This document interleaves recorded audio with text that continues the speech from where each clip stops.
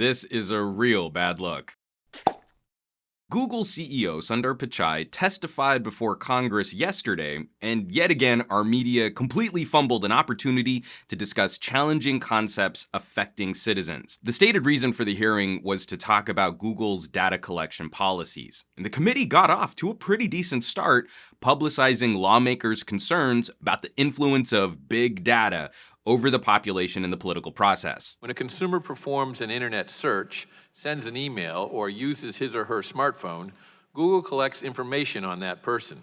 In fact, almost every minute of every day, the Android operating system sends information about the exact location, temperature, barometric pressure, and speed of movement of every phone that runs on the Android operating system. With Americans carrying their smartphones all day, every day, Google is able to collect an amount of information about its users that would even make the NSA blush. Thank you, Mr. Chairman. Mr. Chairman, our society has become increasingly reliant on social media and other online platforms to obtain, create, share, and sort information. This information helps us make decisions ranging in importance from where to make dinner reservations to which candidate to vote for in a presidential election. The public's increasing use of these platforms has generated many positive benefits for society, but it has also given rise to some troubling trends. Google is among the dominant firms in this field. As such, given the public's widespread use and reliance on its products and services, there are legitimate questions regarding the company's policies and practices, including with respect to content moderation and the protection of user privacy. Just the opening comments were a much more interesting debate than what most media outlets actually reported on. Federal Communications Commissioners appointed by Ronald Reagan abolished what we used to have called the Fairness Doctrine, which placed an obligation on broadcasters who use the public airwaves to be fair to different points of view. This question might be relevant if the Republican members wanted to bring back the Fairness Doctrine and expand its scope to social media companies. I doubt we will see any interest in doing so. Instead of any meaningful conversation surrounding Google business practices, the media treated us to a handful of tasty, inane ramblings of the woefully tech illiterate.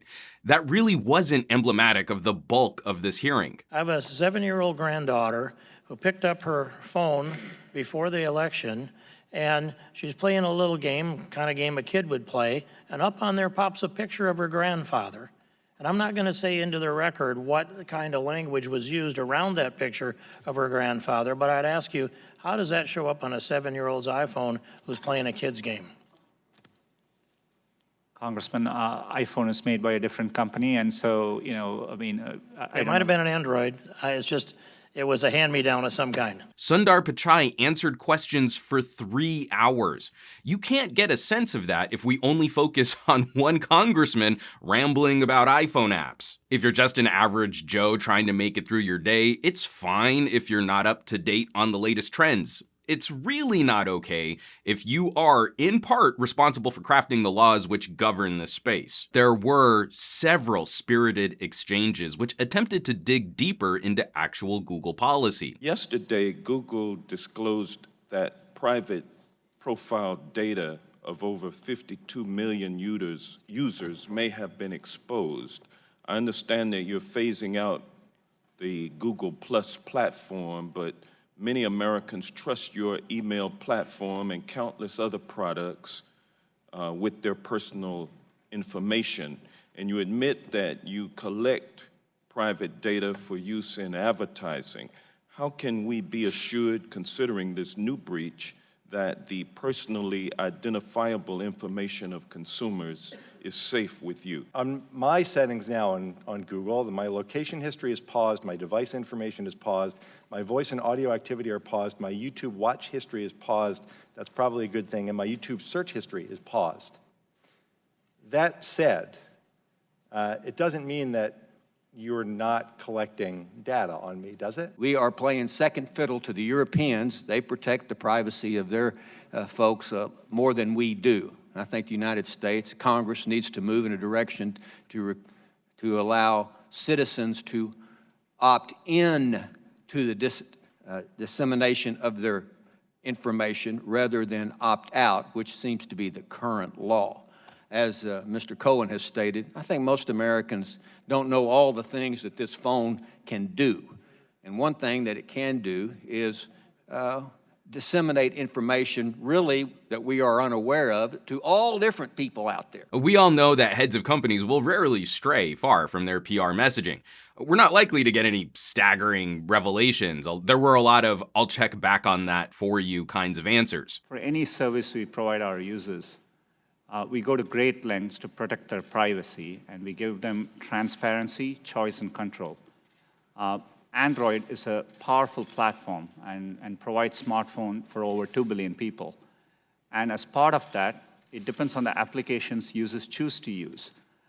If you're using a fitness application, which is detecting the number of steps you walk, you expect it to send that information. But it's a choice users make. We make it clear, and it depends on the use cases. However, it is a chance to see if our lawmakers are at least aware of the issues their constituents face. Are they on the pulse? Google has long faced criticism for manipulating search results to censor conservatives.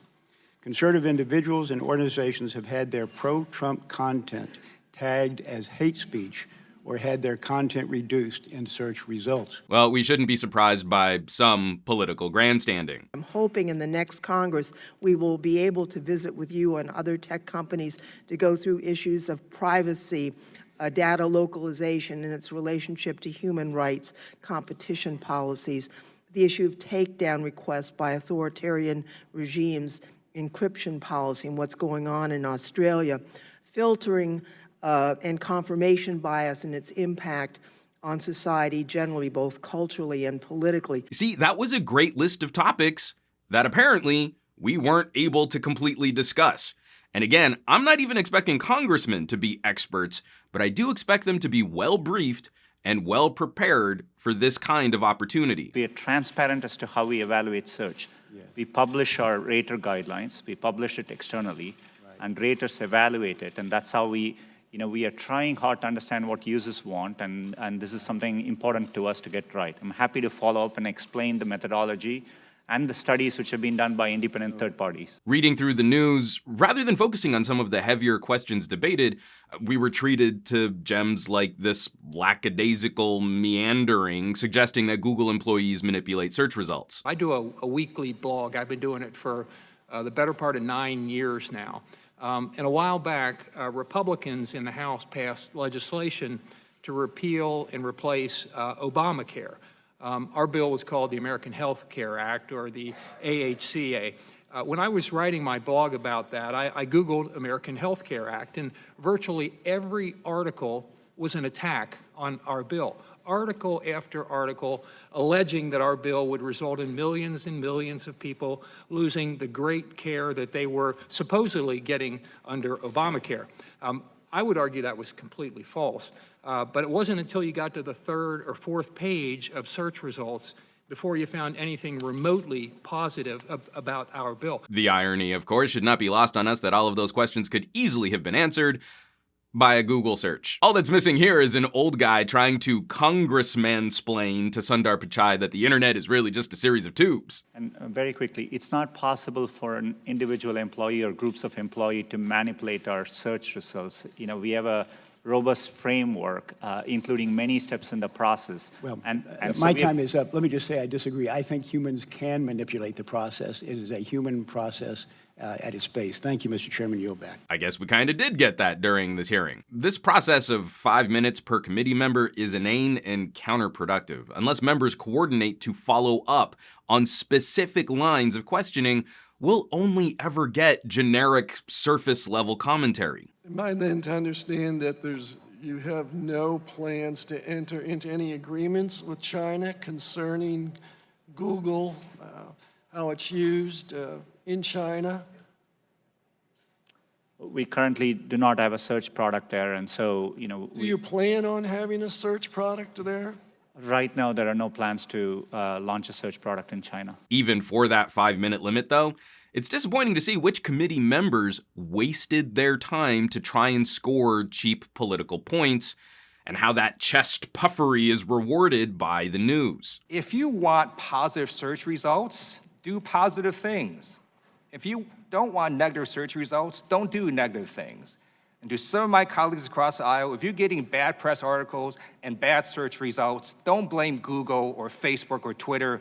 Consider blaming yourself. But you had the opportunity to inquire about any number of topics, to dig deeper into data collection, privacy, security, international business practices.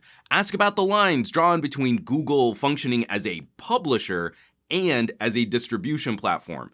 You had the CEO of Google right in front of you. By contrast, Congresswoman JAYAPAL made much better use of her time trying to get a specific issue addressed. I've been deeply concerned for some time about employers mandating forced arbitration rather than allowing for people to pursue justice. And forcing people into arbitration when they've already experienced a violation of their basic rights, I think, is a deep injustice, and it subjects people who have already been victimized to further victimization. And we've seen research that shows that it discourages people from coming forward to report abuses to begin with. I can't even laugh about this hearing or how it was covered. This is ghastly bad reporting. We deserve better than this. We need better than this. There are so many situations playing out in the near and medium term where we'll need to have nuanced debate. We should be very concerned how many questions Mr. Pichai answered that seem to indicate that algorithms are out of our control.